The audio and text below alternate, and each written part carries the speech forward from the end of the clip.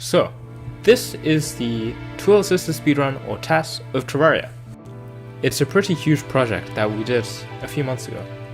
So, I'm gonna describe it. I'm gonna go over all the strats that I used and the tech that I did, and just go over why things are done the way they are.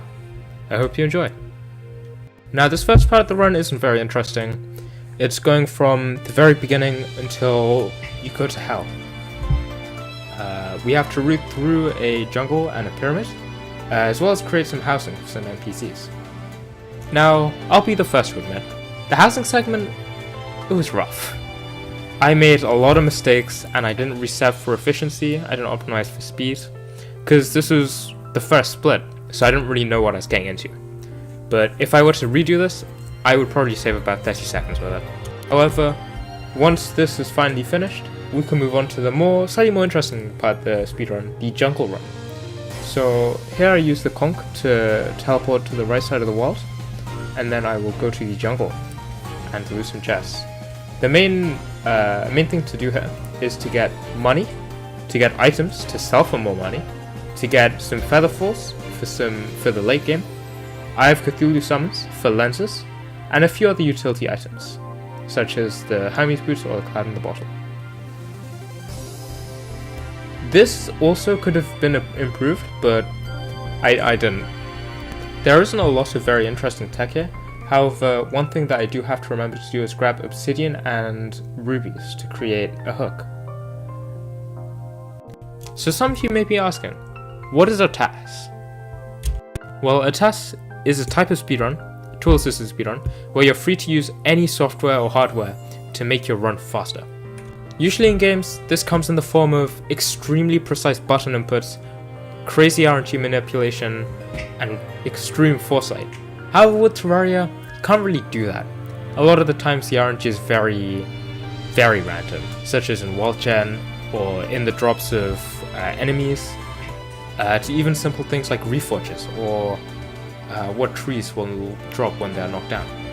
Anyway, now that we're finished with the jungle run, we're on to in this part, basically what I'm going to be doing is building a house for the guide, moving him in there, setting up the bed and the spawn, selling a bunch of stuff for money so we can buy dynamite, and then moving on to kill wallflesh. Another thing I have to do is build the hell bridge, and in the meantime I also have to reset for a voodoo doll, which took a long time because they just didn't want to spawn. But eventually we did get it, meaning that I could move on past the split in pretty good time. So you'll notice my extremely fast and precise mouse movements. That's because of the slowdown, that's just what happens. Another thing is that I craft things extraordinarily quickly. As you can hear, I'm buying loads of dynamite in like a second. That's because of the frame rate increases. As frame rate increases, the speed of buying or crafting increases as well. Now here I'm moving on to the flash fight. So if you've never seen a speedrun before, basically what we do is dynamite, and that's about it. I tried to reset for speed here, but since this was near the beginning of the run, I didn't really go that fast. This was a pretty good time for killer, so I'm happy with it. And with that, we can finally move into hard mode. The first thing I do is grab some hellstone from molten pickaxe, which we will be using to mine the hard mode ores. Now for my favorite part of the run, to watch, not to actually play, because this was also probably the split that I reset most on, souls. Here I need to get 9 souls of light and 9 souls of night, which will be used in the max box summons. While this split does look exceptionally smooth and enjoyable to watch, it's very RNG dependent and took a lot of resetting, but I'm really happy with how it turned out. This is the part of the run where I started to play in quarter speed and started to really optimize things.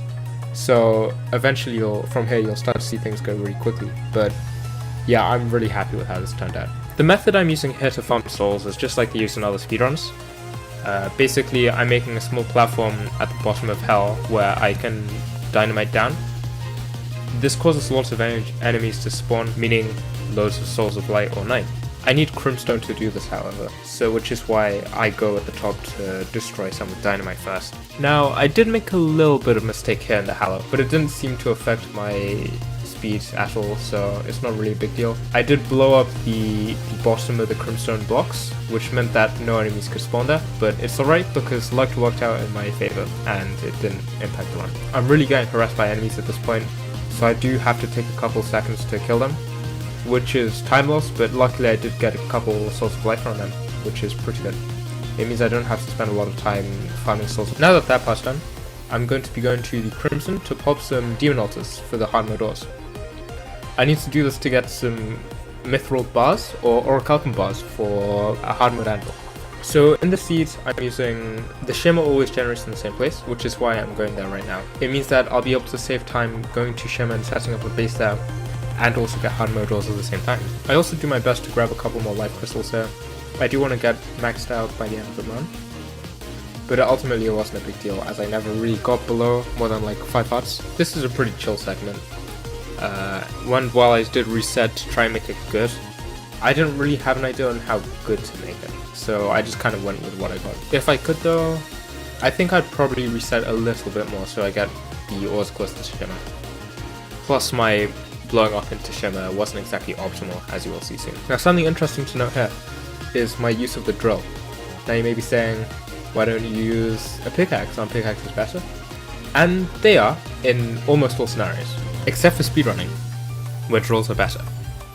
The reason for this is that if you spam click drills, they actually go faster, which, I mean, Terraria spaghetti code, I don't know what you expected, but it also means that since we don't have that many food buffs available to us, a drill is the way to go. And we're finally in Shimmer.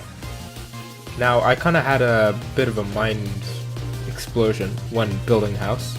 I was really frazzled because each attempt takes like 10 minutes, and I just wanted to get it done.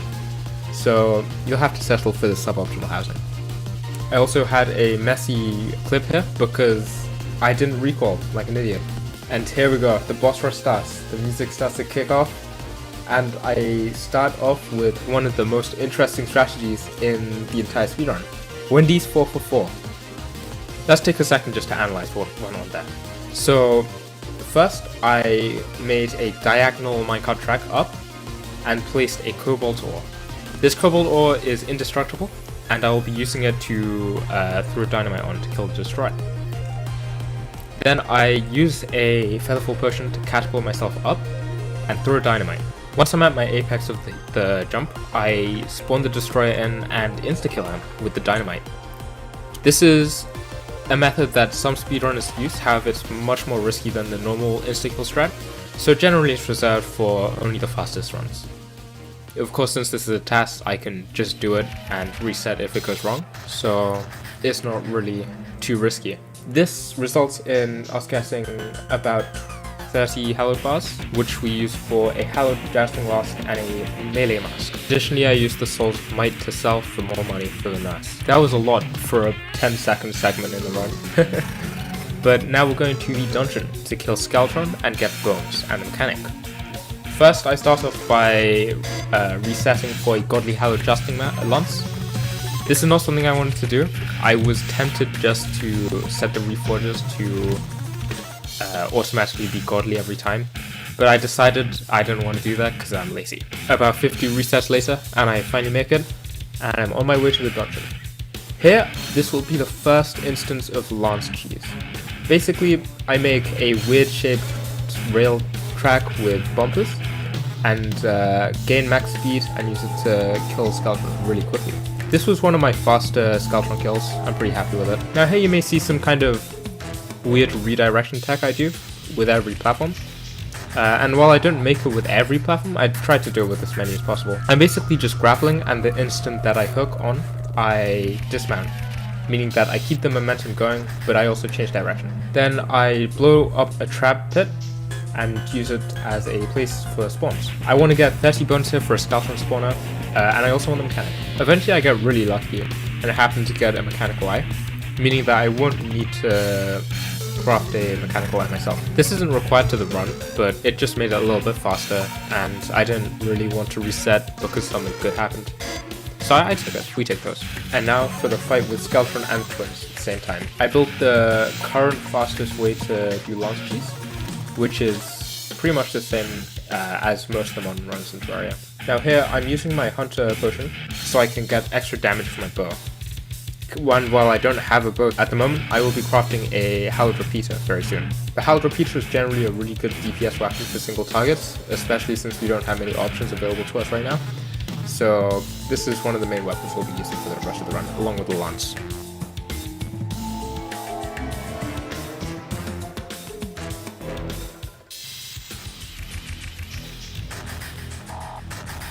So here really quickly, I craft a Hallowed Repeater and legs. I use Ichor to reduce the defense with the eyes while I use the lance to finishing them off. Overall, this went really quickly. I'm really happy with this. I didn't have to reset too hard. That wasn't really any big deal. It was fun. I like this. The ending was a little suboptimal with me jumping into the sea and then hesitating on whether to catch the eyes of the souls of sight or not. But not a big deal. It only added a couple extra seconds to the run. This next part is Plantera. And Plantera is usually a pain in the butt because, you know, random spawns and that. But here in the TAS, I can just use map editors to find where the bulb is, meaning no significant pain is required to find it, unlike my glitched runs. As I'm walking to the bulb, I try to drop dynamite to create a kind of pathway back up, as I'll be going to a different path to go to Golem. I probably could have optimized this, but not a big deal. Next, I set up the vertical minecart setup. This is used to get high momentum and keep Plantera in one place, meaning that I can both deal loads of damage to my lance and stay protected from all damage simultaneously.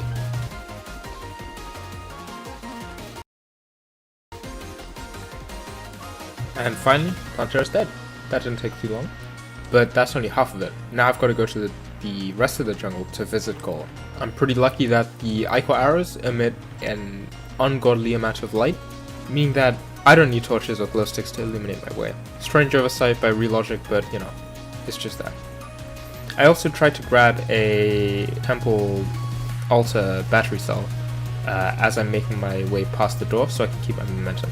The lizards here are also pretty annoying, so I do block them off, but they're not really a big deal in the end. The biggest pain was probably the one that was in the altar room, but I dispatched him quickly. And then here is the golem kill. Basically, I'm using a strat called Fast Golem.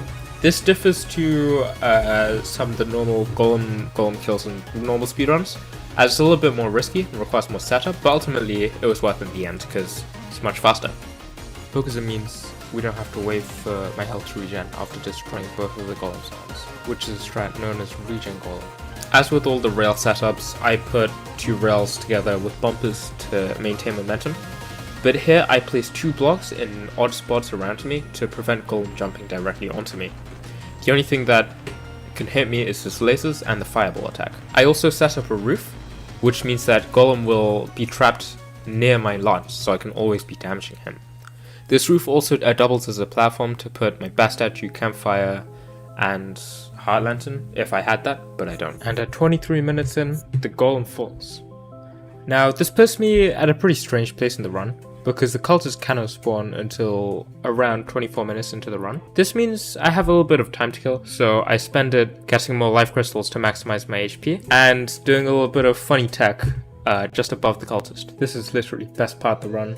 Now that the cultist spawned, I rocked up to the setup to lance him to death. I also used a campfire just to give myself a little bit more HP regen, but it didn't really matter ultimately. Now, this was something that I reset a lot for, and that's the correct positioning of all the pillars. So right here, I'm going for Stardust first, because it means that I can get the Stardust Dragon stuff, and also because my setup is already here, so I don't need to spend more time building it. The setup for this one is really simple, and while it is probably the fastest one we know, it still isn't too fast. Basically, I create the normal rail setup we all know by now, but add a couple more blocks above and below just to protect my top and bottom from being assaulted by these star cells. It also conveniently doubles as a place to put banners once I get them, meaning that I can kill these star cells extra quickly. We're reaching the tail end of the run, and things are starting to get much more intense. In a normal run, this would probably take about 10 minutes. In this run, it takes about 7 or 8. I also switched to unholy arrows as I'm killing the pillar. This just pierces, so it has a chance to hit the pillar twice per arrow. This greatly increased the DPS. After jumping down to collect the fragments, I rocked back to the ether to shimmer some stuff. I'm gonna need a new helmet, a new emblem for the Stardust Dragon, and a good reforge. I probably could have edited the game so that this reforge was automatic, but I wasn't bothered to do that. Anyway, after this, I craft my new helmet, grab some mana potions, and head to the other side of the world. Okay, this setup's probably one of my favorites. First, we start by creating a little box at the bottom of the screen. Then we place a couple blocks above and below us, and then use a block swap tech to make us invulnerable to projectiles. Basically, the projectile shooting enemies that the Vortex Pillar has won't be able to detect our line of sight, meaning they will never shoot. They'll just kind of stand there and take the hits. This means we can rain hell down with our grenade launcher without any fear of retaliation. The riskiest part of the strat is definitely the setup, because you are pretty much unguarded at all. The only thing you have to defend you is your Stardust Dragon, and often the AI isn't that good. So here we got it down in record time though, so I hook down and kill the pillar. You can see I create the same setup and use Stinger Bolts. Not really sure why I did, but I guess I just wanted the variety. Most of the DPS came from the dragon anyway, so it's not a big deal. The next pillar on our hit list is the Solar Pillar. To get there, I'm just using the Chicken Terraria strats, where we use a booster rail to propel ourselves really far. This is why we needed so many Featherfalls, by the way. We are pretty much Featherfalled for the entirety of this run after the jungle, which is pretty funny. Little slight bit of time loss here. I wasn't able to catch myself on the platform that I placed initially, so I had to use a backup minecart.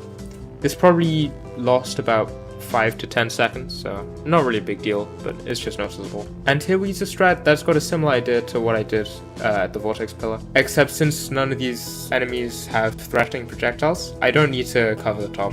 I can just shoot down with my Phantasm. Now, if you're wondering why I'm going so close to the pillars, it's because it means I can get the Stardust Dragon to do extra damage to it. The Stardust Dragon has some beastly DPS compared to the other weapons that we have, and while it's not necessarily the best weapon, just out there, it's still really, really good. Now, I probably could have re-rolled for a better order of operations here, but it's not really too big of a deal, especially since the re-rolling would have been extraordinarily painful.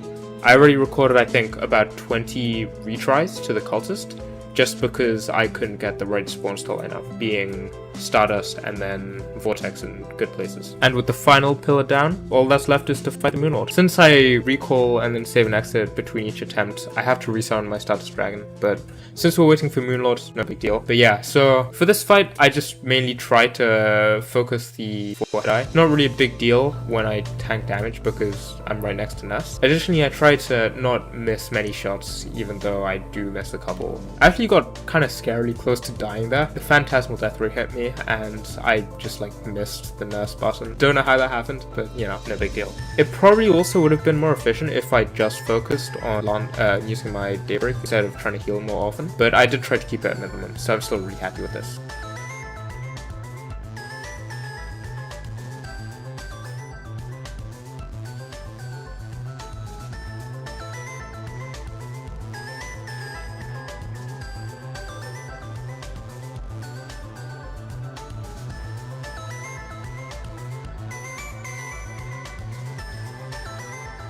There it is, Moonlord killed in 33 minutes, 27 seconds. Of course, I was merely playing the run. I was never really the world's most theory crafting or, tech finding person. So I want to give a shout out to Patrick, Mike, Evan, Seth, Afroman, Alcara, Zoe, TJ Rock, Saxon, Max Overpower, and all the other Terraria speedrunners. Really couldn't have done it without them, and it's really fun to do. So yeah. That was the TAS. It was a long one, but I hope you enjoyed. Thanks for watching.